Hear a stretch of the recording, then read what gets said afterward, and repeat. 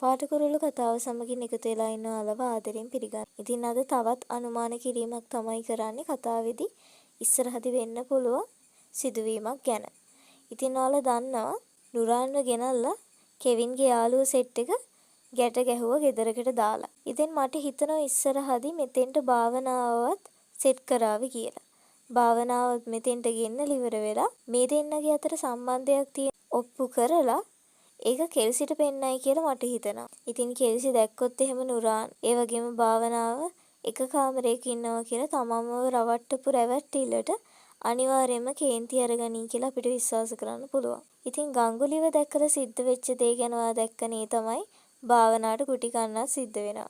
අන්න ඒ වගේ කාරණාවක් සිද්ධ වේවි කියලා මට හිතෙනවා. කොහොම නැති ඉතින් දැන් භාවනා නුරාන් එක්ක එකතු වෙලා කරපු කැතවැඩ ටික ඔක්කොම මාට්ටු වෙන්න මේ අන්දන්න කරන වැඩේ සපෝට් එකක් වෙයි කියලායි මම අද කතා කරන්න ඕන. ඒ වගේම තමයි දැන් කෙල්සි පහුගිය කාලේ නුරාන් විශ්වාස කරලා හැමදේම ලබා දීලා තිබුණානේ. ඉතින් ඒක කරගත්තු මෝඩකමක් කියන එක දිගින් දිගටම හිතන්න මේ දේ හොඳ අවස්ථාවක් බවට පත් වේවි. ඔයා දන්නා තමයි කෙල්සි දැනගත්තට පස්සේ මේ කට්ටිය මාව රවට්ටලා තියෙන තරමක් කියලා අනිවාර්යයෙන්ම නුරාන්ට කනේ පාරක් ගහවි.